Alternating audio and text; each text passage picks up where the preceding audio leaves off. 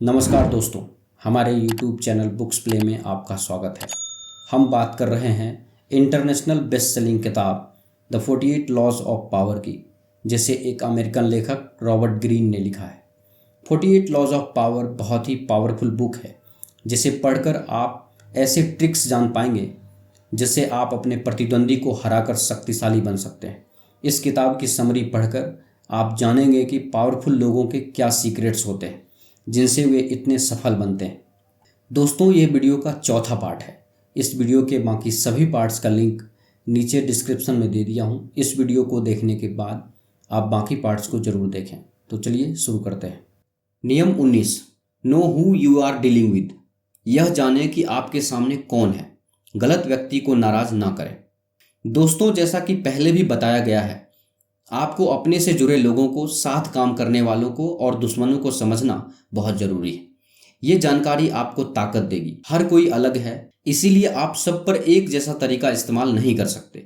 ऐसा कोई भी तरीका नहीं है जो सब पर एक साथ काम कर सके। दुनिया में कई तरह के लोग होते हैं।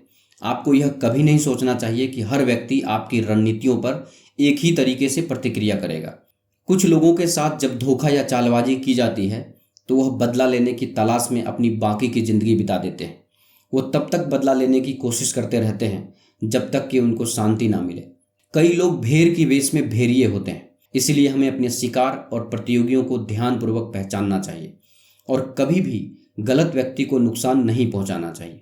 कभी भी गलत व्यक्ति को धोखा ना दें या उस पर हमला ना करें। आप अपनी स्वाभाविक प्रवृत्ति से कभी किसी को समझने की कोशिश ना करें। आप किसी भी व्यक्ति का चेहरा या बाहरी दिखावट देखकर उस पर यकीन ना करें। अगर आप किसी व्यक्ति को किसी भी बात के लिए मना करना चाहते हैं तो विनम्रता और आदर से करें। किसी का अपमान ना करें, क्योंकि आप नहीं जानते कि सामने वाला कितना शक्तिशाली है। अपमान करने से लोग नाराज हो सकते हैं और आपको नुकसान पहुंचा सकते हैं। कुछ लोग सामने वाले व्यक्ति को कमजोर समझकर उसका अपमान कर देते हैं। ऐसा करना गलत है, क्योंकि बाद में वो शक्तिशाली बन सकता है और आपको नुकसान पहुंचा सकता है। इसलिए हमेशा इस बात का ध्यान रखें कि आप किससे डील कर रहे हैं, ताकि आप किसी गलत व्यक्ति को नुकसान ना पहुंचाएं। यहाँ लेखक एक और महत्वपूर्ण बात बताते हैं। लेखक कहते हैं कि चाहे व्यक्ति कितना ही महत्वहीन या छोटा हो, वह कभी न कभी आपके काम आ सकता है। लेकिन अगर आपने उसका कभी अपमान किया है तो वह आपके काम नहीं आएगा। गलतियों को अक्सर माफ कर दिया जाता है, लेकिन अपमान को कभी माफ नहीं किया जाता। लोग आजीवन इसे याद रखते हैं। नियम 20, do not commit to anyone. किसी से कमिटमेंट यानी पक्का वादा ना करें। दोस्तों, खुद के अलावा किसी भी व्यक्ति के पाले में ना जाएं। अपनी स्वतंत्रता कायम रखकर आप दूसरों के स्वामी बन सकते हैं। दोस्तों, यह नियम कहता है कि आप किसी से कोई कमिटमेंट यानी पक्का वादा ना करें, क्योंकि जब आप किसी से कोई वादा करते हैं तो आप उसे पूरा करने के लिए प्रतिबद्ध हो जाते हैं। जिससे आप कमिटमेंट करते हैं उसका नियंत्रण उसके हाथ में चला जाता है। आपको अपनी छवि मजबूत बनानी चाहिए ताकि लोग खुद आपसे संपर्क करने की कोशिश करें। किसी से कमिटमेंट करने का मतलब है अपने आप को उनके हवाले कर देना। ऐसा करने से आपका कर्तव्य बढ़ जाता है और खुद पर नियंत्रण कम हो जाता है। इसीलिए दोस्तों, शक्तिशाली बनने के लिए यह जरूरी है कि आप कभी किसी से पक्का वादा ना करें और खुद की एक मजबूत छवि बनाने की कोशिश करें, ताकि आप खुद पर नियंत्रण रख सकें और लोग अपने काम के लिए खुद आपसे संपर्क करें। आपको अपनी आज़ादी को एक ताकत मानना चाहिए, कमजोरी नहीं। किसी एक इंसान या किसी एक तरफ होने के जाल में ना फंसे। हमेशा अपने और अपने गोल्स के लिए मजबूत रहें। आज़ाद रहने से आपके हाथ में सत्ता होगी। लोग आपके पीछे आएंगे और आपसे बहस करना चाहेंगे। ये आपको ऐसा इंसान बनाता है जिसके पास सारी ताकत है। शक्ति काफ़ी हद तक इस दिखावे पर निर्भर करता है। इसीलिए आपको ऐसी तरकीब सीखना चाहिए जिससे आपकी प्रतिष्ठा बढ़े। किसी भी व्यक्ति के पक्ष में रहने का वायदा ना करें, क्योंकि यह किसी दूसरे व्यक्ति का गुलाम बनना है। स्वतंत्रता किसी भी व्यक्ति विशेष से ज्यादा मूल्यवान होती है। आपको यह कोशिश करनी चाहिए कि आप किसी एक व्यक्ति पर ही निर्भर रहें। आपको यह कोशिश करनी चाहिए कि कई लोग आप पर निर्भर रहें। सबसे बढ़कर खुद को सभी वादों और एहसानों से मुक्त रखें। नियम 21, play a sucker to catch a sucker, seem dumber than your mark. मूर्ख बनाने के लिए मूर्ख बनने का नाटक करें। सामने वाले से ज्यादा मूर्ख दिखें। दोस्तों, कोई भी यह पसंद नहीं करता है कि वह सामने वाले से ज्यादा मूर्ख दिखाई दे। इस नियम का लाभ यह है कि इससे आपके शिकार खुद को आपसे ज़्यादा बुद्धिमान मान लेते हैं। लेखक बताते हैं कि आप अपने प्रतियोगी को हमेशा होशियार समझने का मौका दें। सिर्फ होशियार ही नहीं, बल्कि आपसे अधिक होशियार। एक बार आपके प्रतियोगियों को यकीन हो गया कि वो आपसे अधिक स्मार्ट हैं, तो उन्हें कभी नहीं लगेगा कि आपके कोई गुप्त उद्देश्य हैं और आप इसका फायदा उठाकर शक्ति हासिल कर सकते हैं। अपने प्रतिद्वंदी को मिसगाइड करना, यानी अपने उद्देश्य से बहकाना, एक बहुत अच्छी तरकीब है। अपने प्रतियोगियों के सामने बेवकूफ़ बनकर रहें और उन्हें यह दिखाएं जैसे आप कुछ नहीं जानते। ऐसा करने से लोग आपको अपने बारे में खुद बताएंगे, क्योंकि आज के युग में प्रत्येक व्यक्ति अपने बारे में दूसरों को बताना चाहता है। इससे लोग आप पर शक नहीं करेंगे और यह नहीं जान पाएंगे कि आप कितने शक्तिशाली हैं। आप अपने बारे में किसी को भी पहली मुलाकात में सब कुछ ना बताएं। ऐसा करना आपके लिए बेवकूफ़ी साबित हो सकती है। याद रखिए, नियम 3 में बताया गया है कि अपने इरादों को छुपाएं, और नियम 4 कहता है ज़रूरत से कम बोलें। जब आप लोगों को यह महसूस कराएंगे कि वो आपसे ज़्यादा स्मार्ट और इंटेलिजेंट हैं, तो वो आप पर शक नहीं करेंगे और इस तरह उनके सुरक्षा कवच को तोड़ना आपके लिए आसान हो जाएगा। आप अपने बारे में न बताकर उनके बारे में ज़्यादा जान पाएंगे और इस जानकारी को बाद में उनके खिलाफ इस्तेमाल कर सकेंगे। मूर्खता का इस्तेमाल करना सीखें। कई मौका ऐसा होता है जब सबसे ज़्यादा समझदारी यह दिखाने में होती है कि आप कुछ नहीं जानते। आपको अज्ञानी नहीं होना चाहिए, लेकिन इसका नाटक करने में निपुण होना चाहिए। मूर्खों के बीच में समझदार बनना उतना ही लाभकारी है जितना कि पागलों के बीच में बुद्धिमान बनना। नियम 22, यूज द सरेंडर टैक्टिक। आत्मसमर्पण की चाल का प्रयोग करें, कमजोरी को शक्ति में बदलें। दोस्तों, जब आप कमजोर हों तो सम्मान के लिए कभी भी ना लड़ें। इसके बजाय समर्पण करने का विकल्प चुनें। अगर आप कमजोरी की अवस्था में लड़ेंगे तो आपका दुश्मन आप पर जीत हासिल करेगा और संतुष्ट हो जाएगा। इससे पहले कि आप हार जाएं, आप आत्मसमर्पण करें, क्योंकि ऐसा करने पर आप दुश्मन तक पहुंच पाएंगे और उसके बारे में जानकारी हासिल करेंगे। समर्पण करने से शत्रु आपका नुकसान नहीं करेगा, आपके साथ कोई संधि करेगा और शर्तें रखेगा, लेकिन तब तक आपको अपनी स्ट्रेटजी बनाने के लिए काफ़ी समय मिल जाएगा। आप उस समय अपना दांव चलें। समर्पण से आपको दोबारा उठकर खड़े होने का समय मिल जाता है। इससे आपको अपने विजेता शत्रु को सताने और परेशान करने का समय भी मिल जाता है। इससे आपको उसकी शक्ति के घटने का इंतजार करने का भी समय मिल जाता है। उसे युद्ध में जीतने ना दें, इससे पहले ही उसके सामने समर्पण कर दें। दूसरा गाल आगे करके आप उसे परेशान और विचलित कर देते हैं। समर्पण का प्रयोग शक्ति के औजार के रूप में करें। दोस्तों, हमें कभी भी कमजोरी की अवस्था में लड़ना नहीं चाहिए, बल्कि आत्मसमर्पण करके अपने आप को तैयार करना चाहिए, फिर चाहे वह जंग का मैदान हो या रोजमर्रा की जिंदगी। आत्मसमर्पण करके हम अपनी कमजोरी को ताकत में बदल सकते हैं। नियम 23, कंसंट्रेट योर फोर्सेस। अपनी शक्तियों को केंद्रित करें। अपनी शक्तियों और ऊर्जा को सबसे महत्वपूर्ण बिंदु पर केंद्रित करें। बहुत सी खानों को थोड़ा थोड़ा खोदने की कोशिश करने के बजाय एक ही समृद्ध खान को गहराई तक खोदने से ज़्यादा फायदा होता है। केंद्रित प्रयासों की ही जीत होती है और बिखरे हुए प्रयासों की हार होती है। अपनी प्रगति के लिए शक्ति के स्रोतों की तलाश करते समय एक मुख्य संरक्षक खोजें, एक ऐसी मोटी गाय जो आपको लंबे समय तक दूध देती रहे। लेखक कहते हैं कि हमें अपने विचारों और कार्यों को केंद्रित करना चाहिए और अपना सारा ध्यान एक दिशा में लगाना चाहिए। कुछ लोग बार बार अपने कार्य के क्षेत्र को बदलते रहते हैं, जिससे उन्हें किसी भी क्षेत्र में सफलता नहीं मिलती। इससे बेहतर यह है कि किसी एक क्षेत्र में ध्यान लगाएं जो आपकी रुचि और काबिलियत के मुताबिक सबसे अच्छा हो और उसी क्षेत्र में लगातार मेहनत करें। ऐसा करने से आपकी सारी ताकत और ऊर्जा एक ही कार्य में केंद्रित होगी और आप सफलता की सीढ़ी चढ़ते जाएंगे। दोस्तों, शक्तिशाली बनने के लिए यह जरूरी है कि आप अपनी सारी ऊर्जा और ताकत एक ही कार्य क्षेत्र में लगाएं। तभी आप जीवन में अपने लक्ष्य को हासिल कर पाएंगे और कामयाब हो पाएंगे। रफ्तार विस्तार को हरा देती है और यही आपको अपने दिमाग में रखना है। जब आपको ताकत का कोई साधन मिल जाए तो उसे जाने ना दें और उसका पीछा करते रहें। किसी और साधन की तरफ ना जाएं जब पहले से ही सबसे बेहतर साधन आपके सामने हो। बहुत से काम करने में लगने वाला व्यक्ति कभी भी औसत से ज़्यादा ऊपर नहीं उठ पाता। बहुत ज़्यादा रुचि वाले लोगों का दुर्भाग्य होता है, वह हर मामले में हाथ तो डालते हैं लेकिन उनकी पकड़ किसी पर भी नहीं होती। एकाग्रता से बहुत ऊंचा स्थान मिलता है और इससे इंसान बहुत ऊंचाई पर पहुंच जाता है। आइए इसे एक एग्जाम्पल से समझते हैं। रोमन्स ने जब आसपास के राज्यों पर कब्जा करने की कोशिश की तो बारबेरियन जनजाति पर हमला करने के चक्कर में वो अपना राज्य भी हार गए। अपनी शक्ति को केंद्रित करने के लिए जरूरी है कि आप अपने विचारों को केंद्रित करें। जब आपकी सारी शक्ति व ध्यान एक ही दिशा में लगते हैं तो वहां पर आपकी जीत निश्चित है और तभी आप अपने लक्ष्य को प्राप्त कर सकते हैं। नियम 24, प्ले द परफेक्ट कॉरियर। आदर्श दरबारी की भूमिका निभाएं। दोस्तों, एक कुशल दरबारी हर रणनीति का इस्तेमाल करता है। जीत हासिल करने के लिए वो साम दाम दंड भेद सब तरीके इस्तेमाल करता है। दोस्तों, एक कुशल दरबारी ही ऐसे युग में कामयाब होता है जहां सब कुछ शक्ति और राजनीतिक निपुणता पर निर्भर करता है। वह किसी भी कार्य को अप्रत्यक्ष रूप से करने की कला को जानता है। एक कुशल दरबारी अपने से ऊपर वालों की खुशामद करता है, उनकी हर बात पर विनम्रता से राजी होता है और अप्रत्यक्ष रूप से उन पर अपना हक भी जमाता है। आदर्श दरबारी बनने के नियम सीखें और उसका इस्तेमाल करें। मीठा और प्यार भरी बातें करके आप किसी से कुछ भी करवा सकते हैं। इस कला को सीखकर उसे अप्लाई करें।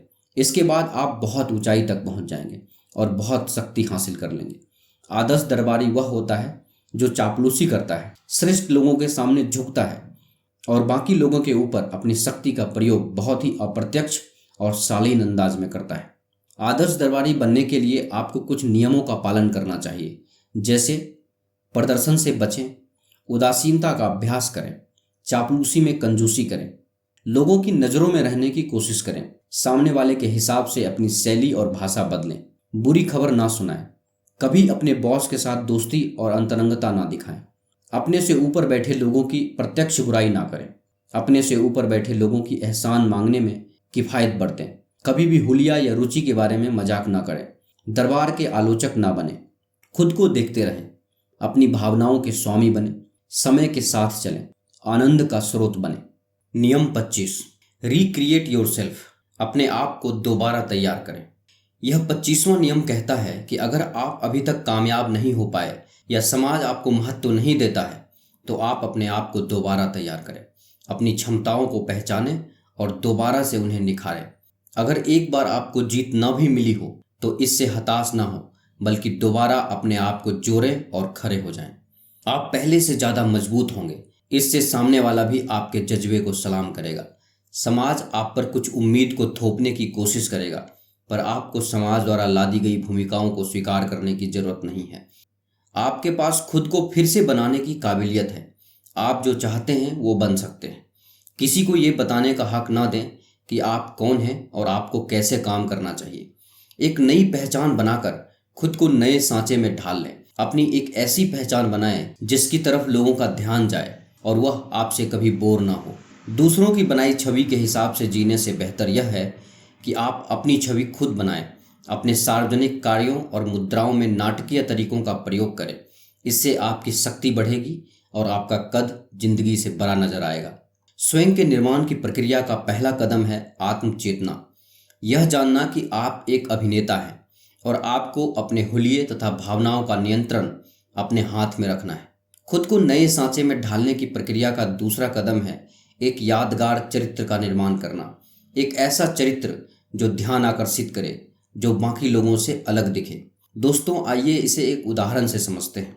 फ्रांस की एक महिला ऑरोर डुपिन, जो कि एक मशहूर लेखक थी। डुपिन अपने पति और बच्चों को छोड़कर पेरिस चली गई थी क्योंकि वह लेखक बनना चाहती थी। लेकिन पेरिस पहुंचकर उसे समाज की सच्चाई का सामना करना पड़ा, क्योंकि उस समय महिलाएं घर से बाहर जाकर काम नहीं करती थी। महिलाएं घर का काम करती थी और पुरुष बाहर काम करने जाते थे। पेरिस में जब उसने एक एडिटर को अपना लेख दिखाया तो एडिटर ने उसे कहा कि साहित्य तुम्हारे लिए नहीं है, तुम जाकर गृहस्थी बसाओ। तब डुपिन ने यह फैसला किया कि वह पुरुषों की तरह काम करेगी और इस समाज को लेखिका बनकर दिखाएगी। उसने अपने आप को दोबारा तैयार किया और 1 साल बाद एक एडिटर ने उसके पहले उपन्यास इंडियाना को स्वीकार किया। उसने अपने पहले उपन्यास को एक उपनाम जॉर्ज सैंड के अंतर्गत प्रकाशित किया, क्योंकि जॉर्ज नाम पुरुषों का होता है, महिलाओं का नहीं। इस लेखिका ने लोगों को अपने लेखों से आकर्षित किया। वह बिल्कुल पुरुषों की वेशभूषा में रहती थी, उनकी तरह कपड़े पहनती थी और सिगार भी पीती थी। उसने पुरुषों का अंदाज अपना लिया और उसे अपनी नई छवि उभारने लगी, यहाँ तक कि उसका नाम पुरुष कलाकारों के कुछ सामाजिक समुदायों में शामिल हो गया।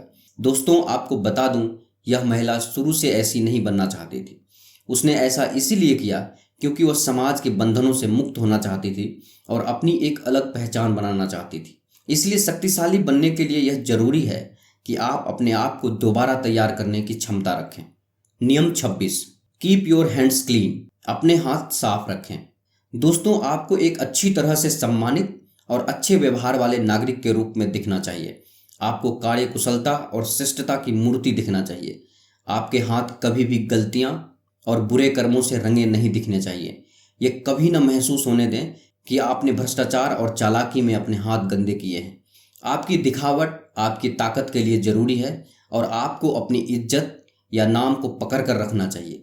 लेखक सलाह देते हैं कि दूसरे लोगों को उन बुरे कामों का दोष लेने दें और सबके सामने अपने हाथ कभी गंदे ना करें। अपने हाथ साफ रखने के लिए दूसरों को प्यादों की तरह इस्तेमाल करें और खुद को बेदाग रखें। आइए इसे एक उदाहरण से समझते हैं। प्राचीन चीन का एक राजनेता त्साओ, जो दूसरी शताब्दी में चीन का सबसे शक्तिशाली इंसान था, उसके राज्य में एक शहर की घेराबंदी के दौरान अनाज की आपूर्ति की गणना में एक गलती हो गई। जब तक उस शहर में अनाज पहुंचता तब तक सेना के पास अनाज की कमी हो गई। त्साओ को सूत्रों ने बताया सेना में लोग अनाज की कमी के लिए उसे ही दोष दे रहे हैं। त्साओ को लगा कि अगर ऐसा ही चलता रहा तो शहर में उसके खिलाफ दंगे हो सकते हैं। उसने सेना के अनाज सप्लाई के प्रमुख को मदद के लिए अपने पास बुलाया। त्साओ ने प्रमुख से कहा कि उसे उसकी मदद की जरूरत है। त्साओ ने प्रमुख से सेना को दिखाने के लिए उसका सिर मांगा। जब प्रमुख ने कहा कि इसमें उसकी कोई गलती नहीं है तो त्साओ ने उससे कहा कि अगर तुम ऐसा नहीं करोगे तो शहर में दंगे हो सकते हैं। उसी दिन प्रमुख का सर काट दिया गया और अनाज की कमी की गलती का इल्जाम उस पर लगा दिया गया। तो दोस्तों, यहाँ आपने देखा कि किस तरह त्साओ ने अपनी गलती प्रमुख के सर पर डाल दी। उसने उसे बलि के बकरे की तरह इस्तेमाल किया और अपने हाथ साफ सुथरे रखे। दोस्तों, शक्तिशाली लोग जैसे कि बड़े बिजनेसमैन और राजनेता अपनी गलतियों को छुपाने के लिए ऐसा ही करते हैं। इस नियम का प्रयोग कई बार नाटकों और फिल्मों में भी दिखाया गया है कि किस तरह शक्तिशाली और कामयाब लोग अपनी गलती का इल्जाम दूसरों पर लादते हैं और खुद जनता की नज़रों में साफ सुथरे बने रहते हैं। लेखक कहते हैं, मूर्खता करने में मूर्खता नहीं है बल्कि उसे ना छुपा पाने में है। गलतियां सब करते हैं लेकिन समझदार लोग अपनी गलतियों को छुपा लेते हैं। प्रतिष्ठा इस बात पर इतनी निर्भर नहीं करती कि क्या दिखता है जितने कि इस बात पर निर्भर करती है कि क्या छुपाया गया है।